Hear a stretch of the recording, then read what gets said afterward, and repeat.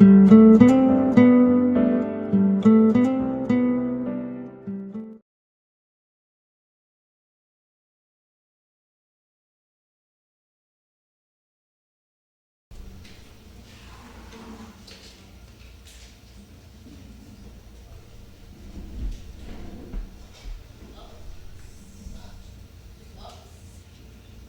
gabi sa ating lahat, mga kapatid.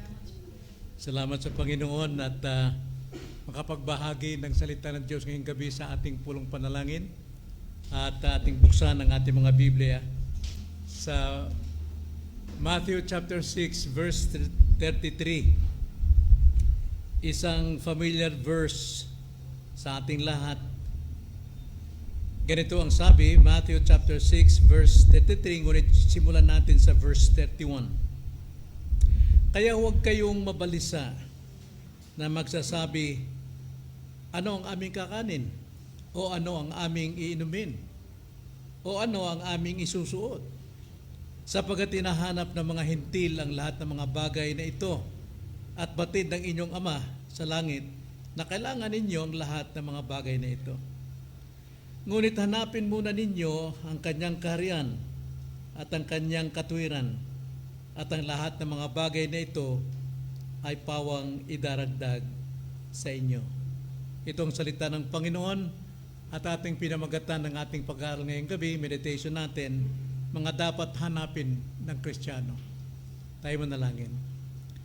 Panginoon, nagpapasalamat kami sapagkat ang salita ninyo ay malaya pong aming binuksan ngayong gabi. Nawa buksan nyo rin po ang puso ng bawat isa upang maunawaan namin ang nais nyong ipahayag sa amin ngayong gabi para po sa aming pamumuhay bilang mga tao ninyo na sana lumago at tumibay ang aming pananampalataya at pagtitiwala at pamumuhay sa katuwiran. Ito ang aming dalangin sa pangalan ng Panginoong Hesus. Amen. Sa akin pong edad na mag-75, madalas na nangyayari sa akin na hinahanap ko lagi yung salamin ko. Pabalik-balik ako sa kusina, sa kwarto, hinahanap ko yung salamin ko, alalang-alala ko dahil gusto ko mag-aral. Paano ako hindi makapag-aral? Pero mamaya, natatawa na lang ako dahil suot-suot ko pala yung salamin. Hindi ko pansin na suot-suot ko, nakakalimutan ko. Well, ganito rin po may lalarawan ng buhay Kristiyano. Marami tayong hinahanap tulad itong bagong taon. Gusto natin may makita tayo sa New Year na panibago na makapagbigay sa atin ng sigla. Pero sa totoo, bilang Kristiyano, yung hinahanap natin, taglay na natin, nasa atin na. Ngunit, hindi natin nakikita. Tayong lahat bilang Kristiyano, tayo ay nasa kaharian ng Diyos. Ngunit, minsan, hinahanap natin nasaan ang kaharian ng Diyos. Gumagasta tayo ng panahon, ng salapi, upang makita natin sa pag-asang tayo ay mabigyan ng kapayapaan, kagalakan, katiwasayan, at pagpapala. Pero sa totoo, ang sabi nga sa John 3:5, malibang ipanganak ang tao sa tubig at spirito, hindi siya makakapasok o hindi niya makikita ang kaharian ng Diyos. Bawat mananampalataya, bawat ipinanganak na muli, nasa kaharian ng Diyos. At itong problema sa atin, kadalasan, hindi natin nakikita ang kaharian ng Diyos. Kaya ngayong gabi, sa ating pag-aaral, tignan natin yung dapat nating makita sa kaharian ng Diyos. Pero dapat nating unawain ano ba ang ibig sabihin ng hanapin. Napakasimpleng alamin natin yung kahulugan ng hanapin. Pero sa English po, ang salitang hanapin is seek. Now, mayroong dalawang uri ng salita na magbibigay sa atin ng kahulugan ng seek. Sa Old Testament, ang seek, ang ibig sabihin ay to pursue or to desire. Sa Greek word naman, ay pareho lang po sa dictionary natin. Nang ibig sabihin ay abutin, habulin, tugisin, or usigin. Yun po yung to seek o hanapin. Ito ang context dito sa bersikulong ito, hindi yung makita natin, hanapin, dahil taglay na natin, kundi ito'y ating abutin or hulihin. Yun ang ibig sabihin. To explore, galugarin, alamin ang bawat aspeto. So meaning to say, hangarin na kilalanin. So sa kontekstong ito, gagamitin natin yung salitang hangarin or ating kilalanin. So kung ating babasahin ang Matthew 6:33, ang sabi rito, ngunit hangarin o kilalanin muna ninyo ang kanyang kaharian at ang kanyang katwiran at ang lahat ng mga bagay na ito ay idaragdag sa inyo. So ang talatang ito ay bahagi ng pangangaral ni Jesus sa bundok ng Gerizim, sa sermon sa bundok, kung saan itinuturo ng Panginoon sa kanyang mga tagasunod kung paano dapat nilang isentro ang kanilang buhay sa kaharian ng Diyos, ang kanilang pangugali, at hindi sa mga material na bagay. Kaya ngayong gabi sa ating pag-aaral, upang matagpuan natin o ng Kristiyano ang kaharian ng Diyos, upang makilala natin ang kaharian ng Diyos, may 4 na paraan. 4 na paraan sa ating talata. Una, hanapin o hangarin natin ang dapat unahin sa Diyos. Na alam natin salitang unahin. Ibig sabihin, yung unahin, hindi pwedeng ihuli, hindi pwedeng igitna, kundi unahin, nangangahulugan, alam mo ang priority. Kaya ang sabi ng Panginoon sa ating text, verse 33, ngunit, hanapin muna ninyo. Yung salitang ngunit, alam natin, ito ay pangangatwiran ni Kristo o salita ni Kristo batay sa konteksto na itinuro niya ng mga Kristiyano tulad ng sanlibutan na masyadong abala at alalang-alala sa mga bagay na material, pagkain, inumin, pananamit. Tanging mga hinti lamang ang nagbibigay ng panahon sa mga bagay nito. Kaya ang sabi ng Panginoon, alamin nyo what is your priority.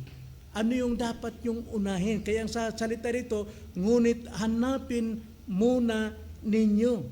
So nagtuturo ang Panginoon sa atin, first of all, upang ating maabot yung bagay na kailangan natin, dapat alam natin ang ating prioridad. Dapat alam natin kung ano yung dapat nating unahin sa buhay Kristiyano. At alam natin ang unahin dito ay kaharian ng Diyos. So pag sinabing hanapin ninyo, ito'y isang bagay na kung saan hinihimok tayo bilang Kristiyano na hanapin natin, kilalanin natin ang dapat nating kilalanin. Unahin natin siya. Planuhin natin, desisyonan natin, aksyonan natin, na hangarin, na kilalanin yung prioridad sa buhay natin. Kailangan natin itong makita. Dapat malinaw ang ating prioridad. Na bawat buhay natin sa mundong ito, as a Christian, may mga prioridad tayo. Hindi natin magagawa isang bagay kung di natin ang inuuna ang kung ano yung dapat unahin. But when it comes to the kingdom of God, dapat alam natin kung sino yung dapat at ano yung dapat na priority natin. Dapat alam natin kung ano yung unang-unang dapat nating gawin. Matuto tayong gumawa at manghawak sa ating prioridad. Ikalawa, nakita natin mayroon tayong prioridad. Ikalawa, hanapin o hangarin natin ang anong nasa Diyos. Ano yung nasa Diyos? Ano ba yung nasa Diyos? Basahin natin muli ang ating teksto. Ngunit hanapin muna ninyo ang kanyang kaharian. So hindi na natin hanapin sa ating mata. Nandiyan na tayo sa kaharian ng Diyos. Ang dapat nating alamin ay pagsikapan nating kilalanin, alamin, ano ba itong kaharian ng Diyos. So, ang paghahanap ng kaharian ng Diyos ay nangangahulugang sikapin nating kilalanin. Now, alam natin, Hosea 4:6, my people perish for lack of knowledge. Bakit po? Hindi hinahanap eh. Andyan na po ang kaharian, pero hindi naging prioridad. Kaya hindi natin ito nakikita. So ang ating pagsisikapan dito sa kaharian ng Diyos ay yung ipamuhay natin ang prinsipyo ng Diyos. Ano ba yung prinsipyo ng Diyos? Ibig sabihin, ipamuhay natin ano yung sinasabi ng salita ng Panginoon. Hindi tayo makapamuhay sa sarili nating paraan lamang at lakas. Dapat mayroon tayong gabay ng prinsipyo ng Diyos. Ito yung kanyang salita. Na magkaroon tayo ng banal, matuwid, matapat na pamumuhay. Malibang hindi natin unahin ang kaharian ng Diyos, hindi tayo makapamuhay bilang mga mamamayan ng kaharian, kundi nagiging mamamayan ng sanlibutan.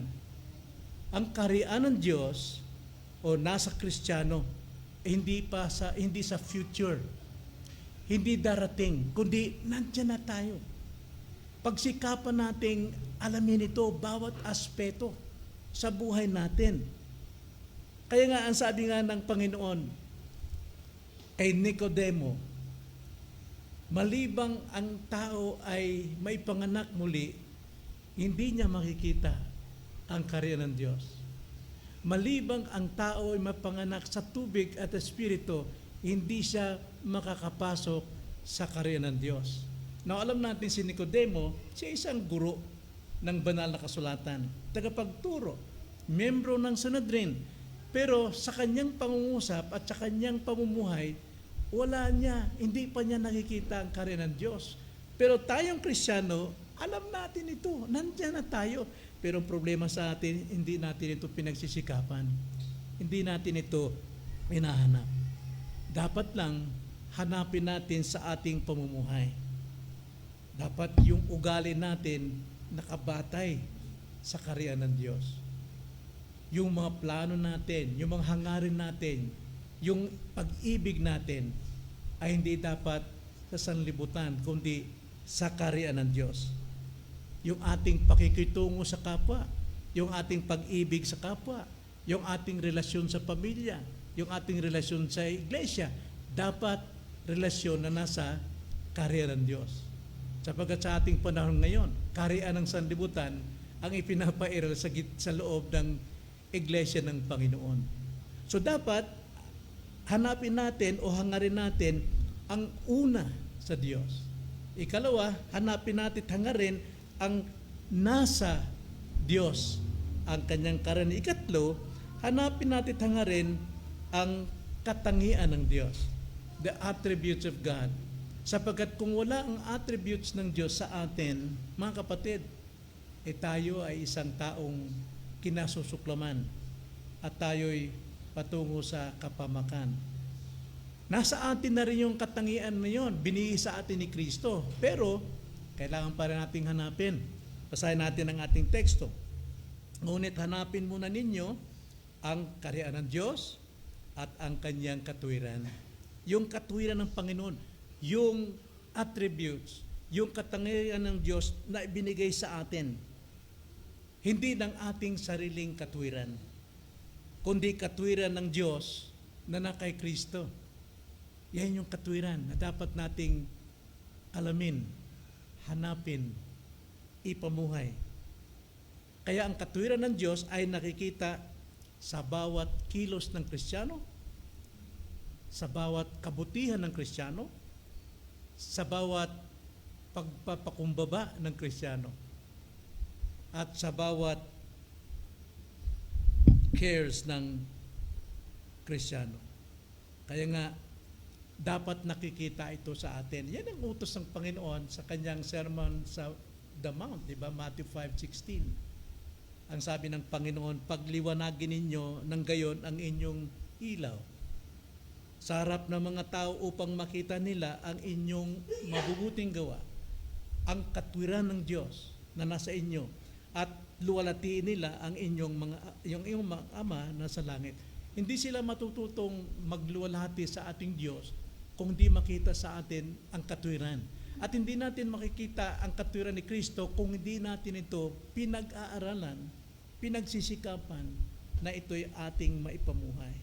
At panghuli, hangarin natin at hanapin ang kaloob ng Diyos. Hindi magiging walang silbi o magiging self-righteousness yung ating paghanap sa prioridad, paghanap sa kaharian at katwiran. Ito'y may bunga palagi. Hindi natin gagawin ito para sa ating sarili. May bunga ito, may kaloob ito. Sa ating teksto, ganito ang sabi. Ngunit hanapin muna ninyo ang inyong kaharian, ang kanyang kaharian at ang kanyang katwiran, at ang lahat ng mga bagay ay idaragdag sa iyo. Nasa context po, kung ating titignan, sa biglaang pagtingin, lahat ng pangangailangan natin sa material ay idaragdag lamang ng Panginoon. Tama, idaragdag. Pero liban doon, bilang Kristiyano, ang idaragdag sa ating talagang kaloob ng Diyos ay ang spiritual na bagay. Mas prioridad yon. Asahan ang bunga ng ating paghahanap sa kaharian at katwiran ng Diyos. Idaragdag ang spiritual na kaloob. Through our obedience, ang lahat ay idaragdag. Ang sabi, lahat ng bagay idaragdag, hindi sinabing minsan idaragdag ng Panginoon. Pero hindi physical palagi. Higit ang spiritual sa kabila ng mga material, spiritual ang napakalaga. Bakit po? Tingnan niyo sa context, verse 31 hanggang 32. Kaya huwag kayong mabalisa na magsasabing ano ang aming kakainin. Yan yung sa context, physical. O ano ang aming inumin, o ano ang aming isusuot.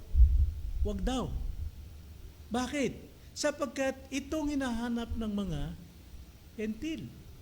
Yun ang kanilang pag-asa, material. But behind that, as a Christian, huwag nating hangarin yan, hangarin natin yung spiritual. Ang sabi ng Panginoon sa verse 33, ngunit hanapin muna ninyo ang kanyang kaharian at ang kanyang katwiran. At ang lahat ng bagay na ito ay pawang idaragdag lamang sa inyo. Ang sinabi ni Jesus dito, hindi natin dapat itong ipag-alala yung mga material na bagay. Hindi yun ang prioridad. Ang prioridad dito is to seek His kingdom and His righteousness. Meaning to say, in summary, hanapin yung lumago kayo sa pagkilala ng buhay sa kaharian ng Diyos at pamumuhay sa katwiran ni Kristo. At lahat ng bagay nito, number one, spiritual. Secondary, ang material, idaragdag sa inyo. Napakalaga po yung salitang ito, hindi ito pang material lamang, kundi pang spiritual.